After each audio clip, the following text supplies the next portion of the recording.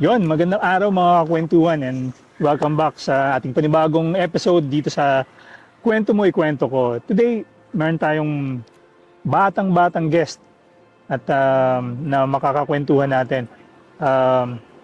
Batang ama, di ba? Hindi pa siya katagalan dito hindi pa siya katagalan dito sa Italy, babagong what do you say, babagong OFW pa lang siya. So, ano nga bang kailangan niyang isakripisyo para sa kanyang pamilya? Tara, pakinggan natin ang kwento ni Joshua. Yun, magandang araw Joshua. Magandang araw po, kuya. No, first of all, maraming salamat sa pagbibigay mo ng konting oras mo para makakwentuhan naman namin dito sa aming channel. Kumusta naman? Okay naman po, okay. Pakilala ko muna sa ating mga Ako po televiewers. si Joshua Benzen Javier, 27 years old. Taga Tagaytay City po, What? Cavite. Sa side ng Cavite. Cavite po, bali yung Cavite mismo. Tagaytay, Cavite Oo, po. nga pala. No? So, ibig sabihin, nandun sila sa magandang klima, malamig. So, yung mga nasa Pilipinas ngayon, Oo, reklamo lahat sila sa malamig, mainit oo. no? So, ilang taon ka na dito sa Italy, pare? Bale, 8 years pa lang. Kaya 8 years ko lang po nung May 28. Okay. Opo. Kinuha po ako nung nanay ko nung 2016. Okay. Dati nag-aaral pa po ako sa Pilipinas. So, yun nga, yung isang itatanong sa'yo, bago ka nag-abroad, estudyante ka muna estudyante ka Opo, sa estudyante Pilipinas. po ako. Nung bali pumunta ka dito sa Italy, legal. Tinitisyon ka ng mami mo. Legal po, legal. Okay. So, bale, gusto mo ba? Ibig sabihin, estudyante ka noon, medyo, isipin mo, mami mo, parents mo, nasa abroad, nasa Italy. Nung sinabi ng mami mo na ipipetisyon ka niya, anong feeling? Bale, nung bata pa po ako noon, mga siguro parang kapapasok ko pa lang po sa high school noon, parang sinasabihan na po ako nung nanay ko na kukunin kita dito pa Italy. Okay. Parang nung una po excited pa po ako. Parang, Italy, gano'n. Italy, oh. Tapos po hanggang sa parang tumatanda po ako hanggang sa umabot na po ako ng college. Tapos nung parang dumating na po sa time na parang ito na, kukunin na po. Parang may mga dokumento na. Oo. Tapos parang yun naman po yun ang time na parang may parang May second thoughts ka na. may second thoughts po parang syempre po doon po ako lumaki sa Pilipinas. Oo. Parang sanay ako doon sa Pilipinas. Parang dito yung buhay ko, feeling ko, Yes, gano'n. yes. Tapos syempre, Opo, syempre, yung parents mo nasa abroad. sa I'm sure, abroad. pinapadalan ka ng mami at daddy mo. Opo, pinapadalan po ako nung So, parang nanay sarap ko. ng buhay, no? Tapos yun po, tapos parang okay naman po, parang nakumbinsi rin po ako ng nanay ko. Tapos sige, subukan ko na nga sa Italy, parang gano'n. Speaking of that, anong nakapagkumbinsi sa'yo para pumayag na pumunta na ng Italy? Siguro po yung parang gusto ko ma-experience din sa Okay. ibang bansa, parang gano'n. Tsaka marami naman po nagsasabi na pag nasa ibang bansa ka, mas maraming Opportunities. Opo, na pwedeng, pwedeng mabigay sa'yo. Okay. So, nung nasa Pilipinas ka, matanong ko lang, Josh, ano yung expectations mo? Ano yung, sabihin natin, ang parents mo nasa abroad, ano yung, kumbaga, impressions mo sa mga taong nasa abroad, na mga Pilipinong ng ibang bansa Bali. para magtrabaho sa abroad? Bali, parang po kasi yung tita ko, dito rin po nagtatrabaho nun. Okay. Saka yung magulang ko. Tapos pag uuwi sila sa Pilipinas, parang ang dami nilang pera, ang daming baon, gano'n. Tapos parang sarap ng buhay, gano'n. Oo. Tapos parang, sarap siguro mag-abroad kasi parang ang daming kinikita. Parang mabilis lumaman, gano'n. Okay. Parang gano'n yung nasa isip So, ko. yung iniisip mo nun? Oo, tapos parang, ayun nga po, hindi ko pa po parang nare-realize yung hirap pala nun. Oh. Mula So, lang dumating ako dito. ayun. So, fast forward tayo. Nung dumating ka na dito sa Italy, anong year yon? 2016 po. Oh, nung dumating ka na dito ng 2016, anong month? May po eh. May. So, primavera. Di ba? So, hindi na kalamigan. Hindi na kalamigan. Hindi Akala na ko nga kainitan. po, pagdating ko malamig nag-jacket ba ako. Medyo Talaga? na pala. Oh. So, pagdating mo dito, anong first impressions mo sa Italy nung Sa dumating ka Italy, dito? parang ganda po, gandang-ganda ako. Gandang-ganda ka. Tapos parang ang saya, parang nasa ibang mundo kasi iba yung itsura sa Pilipinas. Yes, Pagdating of ko course. dito, ibang-iba, biglang madaming adjustments, gano'n. Kasi wala naman ako masyadong kakilala ko dito. Okay. Pero yun, hanggang sa parang after ilang months po, walang trabaho, sa bahay lang ako. Mm.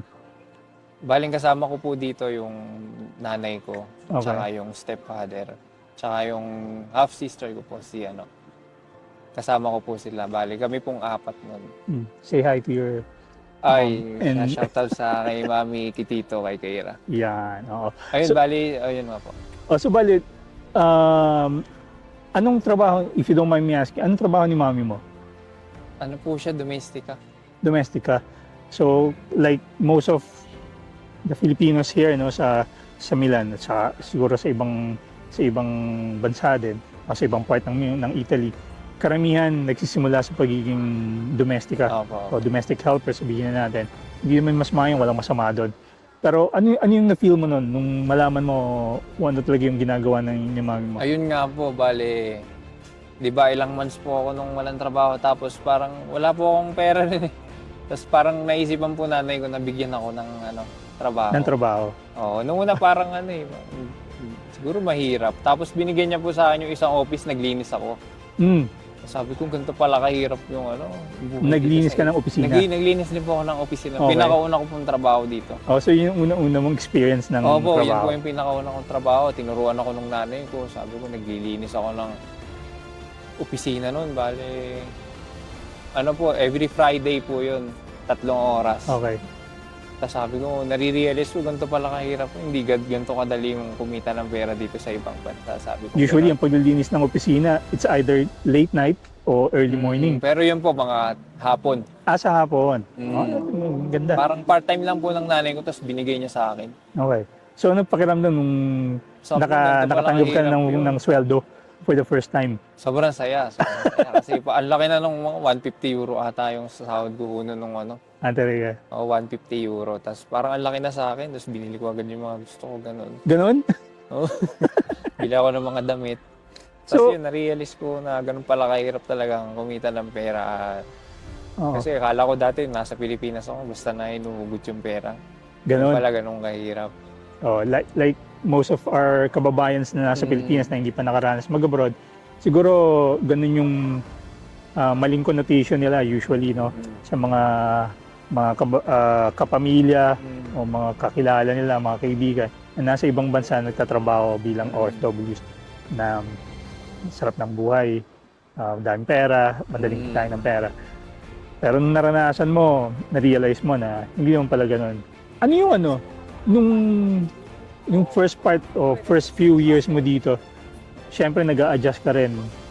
Ano yung mga struggles, ano yung mga challenges na naranasan mo nung nagsisimula ka? Yung mga challenges. Siguro yung nahirapan ako maghanap ng trabaho nung una. Kasi wala akong experience eh. Tapos hindi pa ako masyado nakakapag-Italian. So, as usual, yung language barrier, no? Opo. Tapos po yun, nag-try ako mag-apply sa mga restaurant. Tapos pasa ako ng pasa sa ganito. Tapos meron pong isang Pilipino na kakilala ko. Pinasok ako sa restaurant. Yun po yung una kong restaurant bago po yan. Okay. Tapos, edi nag-ano po ako, nagproba. Nag-try po ako kung pwede, gano'n. Tapos wala po akong experience eh. Tapos nung pagdating ko po doon, tinanong po nung amo, sabi, may experience ba yan? Ganun. Nakakapagsalita ba yan ng ayos? Sabi, hindi, pero marunong na may matuturuan. Sabi ko. Eh di nag-try po ako. Tapos pagdating ko po doon, wala akong experience eh. Tapos nagpupunas po ako noon. Nagpakitang gilas ako noon. Talagang punas ako ng punas. Tapos wala, parang kita na sa mukha nung may-ari na parang ayaw kasi nga walang experience. Yes. Tapos after 2 hours po ako naglilinis nun. Tapos parang sabi sa akin, wala masyadong tao ngayon eh. Tapos, pwede ba parang ganitong oras na babayaran na kita. Wala masyado kasing tao. Madami daw mga waiter, sobra. Wala daw siya. Di parang alam ko na naman po na ayaw sa akin. Oo, Parang na ganon. hindi ka tatanggapin. Hindi tatanggapin kasi nga walang experience. Tapos hindi pa nakakapagsalita. Yun yung mahalaga dito. Yes, of course. Tapos yung binayaran po ako ng 20 euro. Dahil sa 2 oras. Tapos dismay. Parang ano ako, parang naano ako sa sarili ko. Parang, Na-frustrate ka. Oo, ganon. Tapos after 1 week po, tinawagan uli ako. Ah, talaga? Oo, dahil sa mga Pilipino rin po, sabi, hindi, wala na po silang mahanap daw talaga. Mm. Tapos sabi ng mga Pilipino doon, yung mga kaibigan ko, sabi, yun na lang po. Sabi, tuturuan na lang namin. Sabi gano'n doon sa ano. Di yun, pinagtiisan hanggang sa natuto ko, tinuturuan din po ako tinulungan ako ng mga Pilipino hanggang sa Pati magsalita. magsalita. Doon na rin po ako natuto sa trabaho. Tapos, ang ginagawa ko nun para medyo makaintindi, nanonood ako ng TV na Italian language para ano. Tapos hanggang sa nagka-experience po ako nun. Unang sahod ko nun, 700 po. Oo, dami na kagad. Full time. Para sa akin, marami na yun. Oo, Full malaki, time, malaki. oo. Tapos po hanggang sa 7 months, nag-experience ako. Yung isa ko namang kaibigan, inoferan ako. Dito na po yung sa trabaho ko na nito. Ah, yung pinagkatrabaho mo na ngayon. Opo, yung part-time ko ngayon.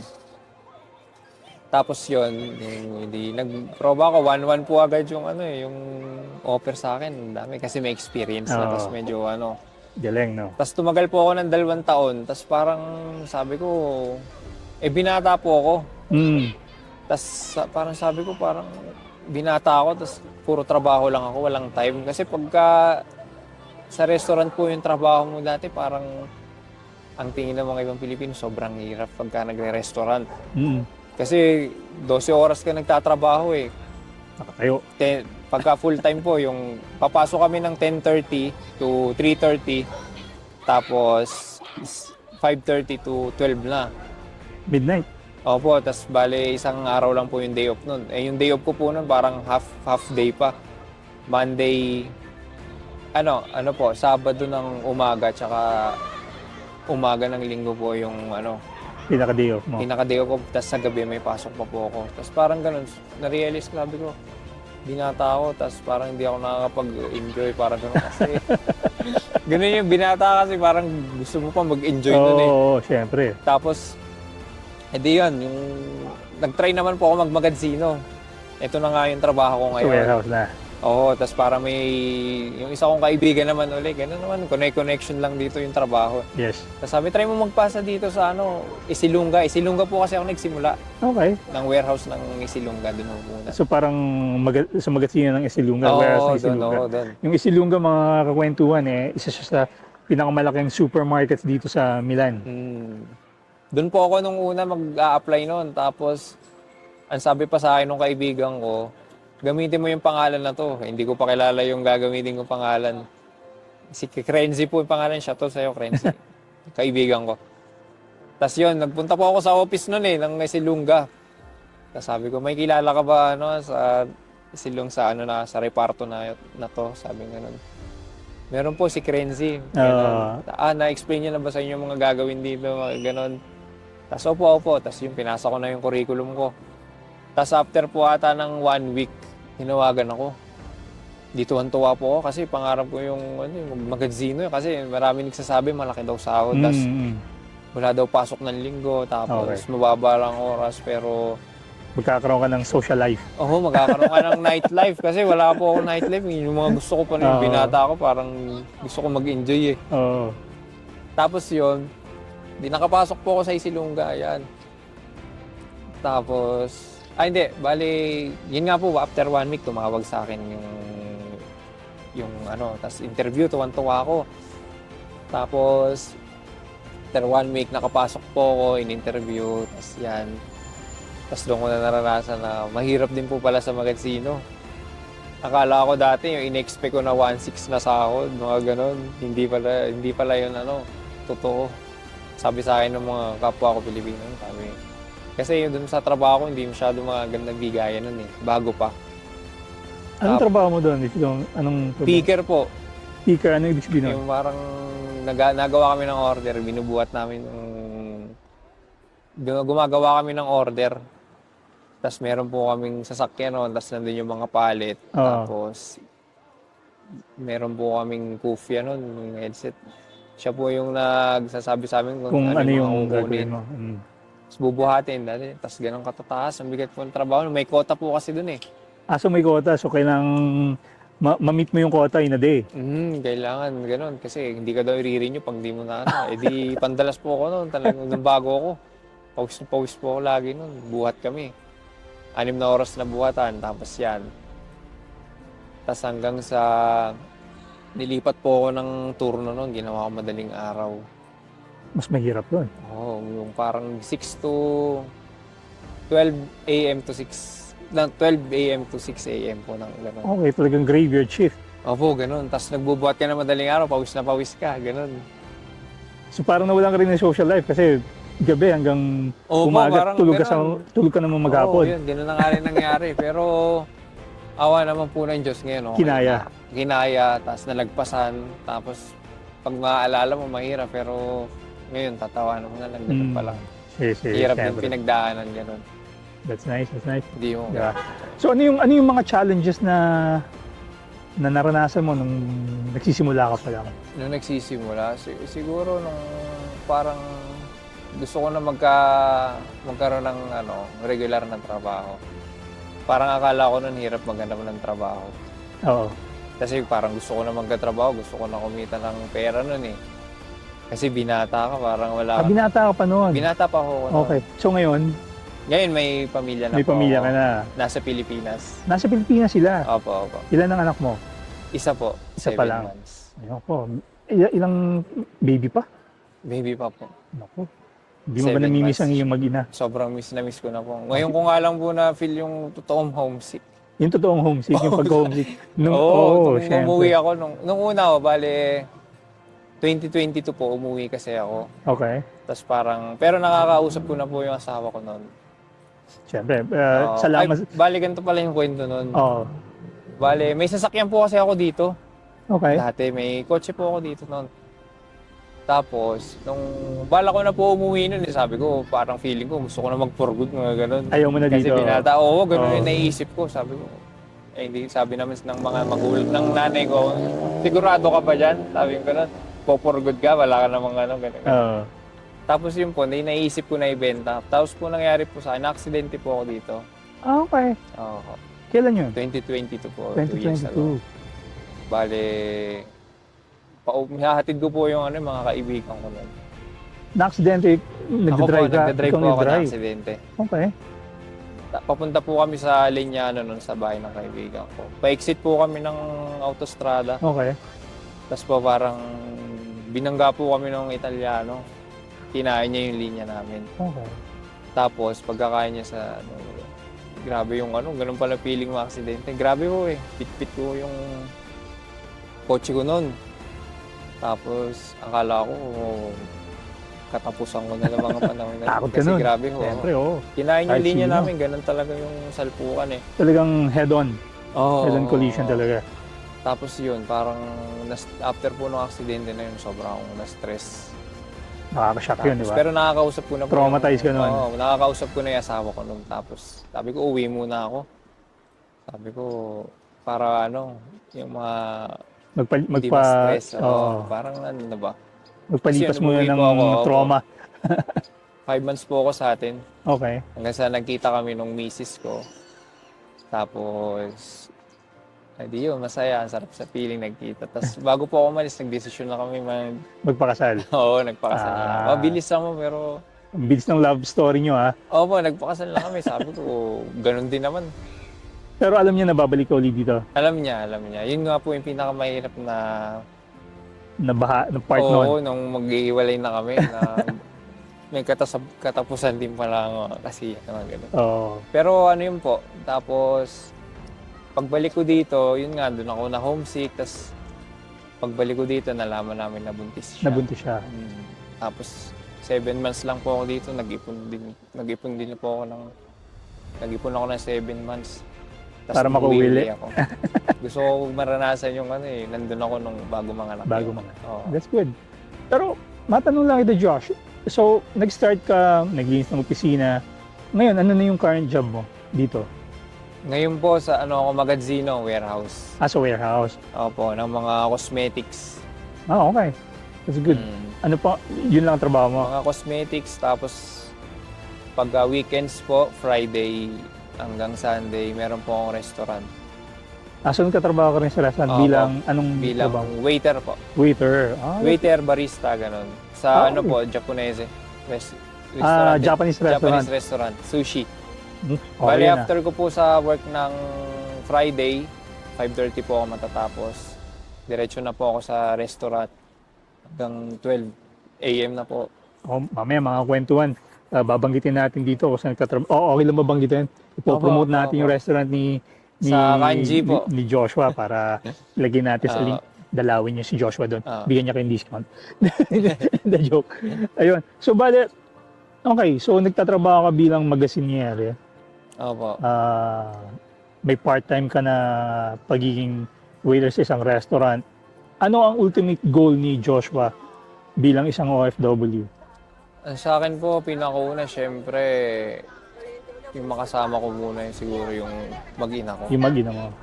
Tapos after po noon, siguro, ang gusto ko yung mabigyan ko rin ng magandang buhay yung mga magulang ko. Okay. Gusto ko rin sana silang, kasi nakikita ko na paghihirap nila, natanda na. Ganun. Ilan taon na sila dito bilang OFW? 14 po eh. 14 years na. Tapos yung tatay ko nasa Pilipinas po. Okay, okay. Ano siya, nag-ahente lang po ng lupa. Okay. Yung tatay ko. So, gusto mo nang nakapetisyon na, pinipetisyon mo na yung mag-ina mo? Magwa 1 year na po na ipasok ko yun. Okay. So, sigurado, Sana dumating na kasi talaga. lumabas na yung papel, ano, Oo, para makasama lumabas na na sila. yung papel. Anong pakiramdam ng isang OFW na malayo sa pamilya? Ayun nga po, sabi ko sa inyo kanina, parang ngayon ko lang talaga na-feel yung homesick. Ang hirap pala. Yung pagka namimiss mo sila, yung namimiss mo yung feeling na kasama sila, tapos yung anak mo nalaki ng Wala hindi pa. ka kasama, gano'n. Yung parang ang to, sarap sana kung magkasama kami. Siyempre, oo, siyempre.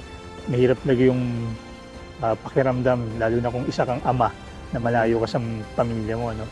Pero mabalik tayo doon sa trabaho mo sa warehouse, Josh. Para po sa kaalaman ng mga nanonood sa atin, si Joshua po, meron din siyang vlog. Pinapakita niya rin doon kung paano yung everyday na sabihin nating struggles niya sa pagpasok sa kanyang trabaho.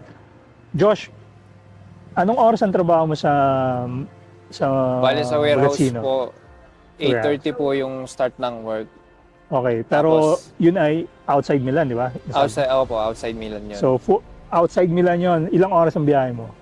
Bale, ang biyahe ko po ay sabihin na nating 1.5 hour po. Ganun. More or less. Oo po. 1.5 to 2 hours. Bali, gigising po ako ng 5 a.m. ng umaga, tapos magpe-prepare. Lalabas po ako ng mga 6. Tapos, biyahe po. Bali, dami kong sinasakyan. So, bale, may biyahe ka na halos 4 na oras sa isang araw. Po, 4 na oras sa 4 isang na araw. tapos 8 oras na trabaho. 8 oras na trabaho. Grabe, no? So, kung makikita nyo, mamaya papakita namin sa inyo yung papaano siya pumapasok sa kanyang trabaho na kung makikita nyo mamaya. Oo. Kasi, biro mo, paano yung routine mo sa pagpasok, Josh? Pagpasok ko, syempre, paglabas ko pong bahay, sasakay po ako ng bus. Bali, 2 bus sasakyan ko, tapos sasakay pa po ako subway. Pagbaba ko po sa subway, sa train naman, palabas ng Milan. Tapos pagbaba ko po dun sa train na yon, dun malapit sa work ko, dadaan pa kami dun sa Riles, dun sa gilid. Kasi yun po yung Nakita ko yun. shortcut eh. Dumadaan Nasa yung beach. shortcut. Doon po yung shortcut kasi pag dadaan ka sa totoo na malayo po eh. Marami po kami nadaan doon, mga nagtatrabaho din doon, mga ano. Okay. Kahit mga ibang lahi. Kahit mga ibang lahi po Okay. nandun.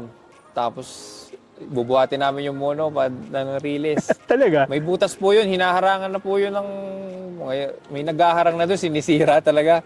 Kasi Grabe. yun po yung pinakamalapit na daan sa trabaho. Parang Sobrang delikado yung po. dumadaan ko sa tabi ng Riles. Sa Riles po. Yung Riles ng train talaga, hindi yung Opo, Riles ng train. Nadaan yung mga container doon na mga container train. Oo. Buwis buhay kayo. Oo. Pagka nga po may parating na mabilis, tatakbo na kami. Para tatabi kami dun sa medyo malayo. Kasi dikit po malapit po sa release yung Napakadelikado mga pala grabahan doon. Tas, Napakadelikado pala ng dinadanas mo araw-araw, no? So, pero sa ngayon, okay naman yung work mo. Hindi ka okay naman... po, sobrang mahal ba na, maganda po yung schedule. Ganun. Okay, tapos sa part-time job mo as waiter do sa restaurant, bakit naisip mo pong kumuha ng part-time? Kumbaga, okay na naman yung 8 hours a day na trabaho, pati weekends, dinamay mo na. Oo. Kasi po gusto ko paghandaan yung yung pagpunta ng... Magpagpunta dito ng mag-ina mo. Mag-ina ko. Parang gusto ko po yung pagdating nila dito, okay kami. Magpaplano na rin po ako kumuha ng sarili naming bahay. Bahay. Ganun. Para pagdating po nila dito, okay na lahat. Yes. Yung hindi na masyado mahirapan kung ano man mangyari. Oo. Na-experience mo na kung yung struggles ng pagiging isang OFW. No? Opo. Naranasan mo na rin siguro yung kung papaano ang umasa dati nung Opo, nasa Pilipinas ka pa, opo. na sa magulang mo na nasa ibang bansa. Ano ka bang maipapayo sa mga katulad natin na nasa ibang bansa, mga OFWs? Anong pwede mong maipayo sa kanila? Ang mapapayo ko lang, siguro po, yung tawag dito, hindi naman po tawag dito, kahit ano naman pong trabaho, basta tawag dito, basta illegal, hindi ka nakakalamang sa kapwa. Okay. Okay lang po, yung marangal na trabaho po yung huwag kayong mahiya kung saan ka nagtatrabaho, kung ano yung trabaho mo, huwag Yes. ka mahiya. Pag malaki mo yan kasi wala ka namang ginagawang masama, ganun. Marangal naman no? Oo, tsaka gamitin natin yung pera natin na kinikinat natin sa tama. Kasi hindi sobrang dali ng trabaho, hindi sobrang mahirap kumita ng pera dito. Exactly. Tapos, ayun, gamitin natin sa tama. Mag-isip tayo kung paano tayo aalwan kasi hindi laging malakas ang katawan. No? So, para naman doon sa mga kababayan natin na nasa Pilipinas, katulad na sabi ko kanina na may mga kamag-anak, kapamilya, kaibigan na nasa ibang bansa nagtatrabaho bilang isang OFW. Ano naman ang pwede mong Sabihin, may payo sa kanila? siguro yung mga siguro yung mga perang pinapadala sa ayusin, yung parang gamitin din sa tama, gano'n. Oo. Baka hindi kasi gano'n nga kadali kumita dito. Mahirap naman yung parang mahirap yung parang hihingi ka, yung parang kapapadala, hihingi ka ulit, tas gano'n. So yung mga ganong karanasan, yun yung nagpapatatag sa atin no? Maranasan mo yung kung paano magtrabaho na sagad, paano, kumbaga, yun, katulad sinabi mo, tipong mawalan ng pagkakataon para sa sarili mo. Yeah. Pero yung mga ganong experiences, di ka ba nagsisisi na nag-abroad ka? Feeling ko parang nung una po parang gustong-gusto ko talaga sa atin sa Pilipinas parang nalungkot. Pero hindi naman po siguro kasi parang nasanay na rin po ako dito. Parang nandito yung pamilya ko, parang gano'n. Tapos yung opportunity nandito. Okay. Kumbaga basta masipag ka, basta hindi ka pihikan sa trabaho, magkakaroon ka ng trabaho, kikita ka, gano'n. Yes. Kaya mahirap nga lang po kasi malayo sa pamilya. Yun lang yung isang pero pag nakuha mo na siguro sila, okay na po. Okay na. Pero hindi naman po mawawala sa akin yung mag-retire sa Philippines. Kasi iba pa rin. Speaking of that, so ibig sabihin, nasa isip mo pa rin someday na mag-for good sa Pilipinas. Oo, naisip ko. Pero hindi po natin alam kung saan tayo dadalhin. Hindi mo masasabi pagkakataon. Oo, kasi si Lord naman ang magsasabi niyan kung saan talaga. Kumbaga nagpaplano lang tayo, pero si Lord pa rin ang nakakaalam kung saan tayo. Tama yan. Ayun. Yun. So, batiin mo naman si Mrs. tsaka yung baby. Ayun, shoutout sa aking mag-ina, kay Aika Joy. At saka kay Remy Josu sa aking anak. Yun. Miss na miss ko na yung aking pamilya eh. I'm sure, miss na miss mo na ang iyong magina. At sa Josh, nako, hindi na kita aabalahin masyado kasi medyo late na rin. Alam ko, galing ka pa sa trabaho. Oo, galing pa ako ng trabaho. Pagkalabas Ayun. ko nga dito, Diretso na dito, no? tinawagan niyo ako, Oo. naghintay po ako sa inyo. Ayun, maraming salamat at maraming salamat din Salamat din po sa sa inyo. pagpapaunlak mo sa aming Sobrang salamat. imbitasyon na maibahagi o ma-share mo sa ating mga manonood ang kwentong OFW mo. So, ay, Thank you din po sa inyo. before tayo magtapos, no? Imbitahin mo sila doon sa vlog mo, doon sa Facebook page mo, no? Ayun, follow niyo po Banayad TV. Ano po yun, yung vlog ko sa Everyday, A Day in a Life. Yun. So, pinapakita ko doon yung araw-araw kong buhay. Mamaya, ililink ko dito yung Facebook page at saka yung vlog ni Josh para follow nyo rin siya para makita nyo kung paano yung everyday na ginagawa niya. Sigurado, isipin nyo, talaga palang itong batang ito ay napakasipag. Ayun, yan. So maraming salamat, Thank you Josh. din po, thank you. At Salamat po. yun, mga kwentuhan. Bago tayo magtapos, gusto kong sabihin sa inyo kung sino pa po yung mga hindi pa po nakasubscribe sa ating channel. Please do subscribe. Please hit that subscribe button para po hindi nyo mamiss ang mga bagong episodes dito sa aming channel na Kwento Mo'y Kwento Ko. So, yun. Hanggang dito na lang po muna at kita-kita po muli. Hanggang sa muli. Ciao!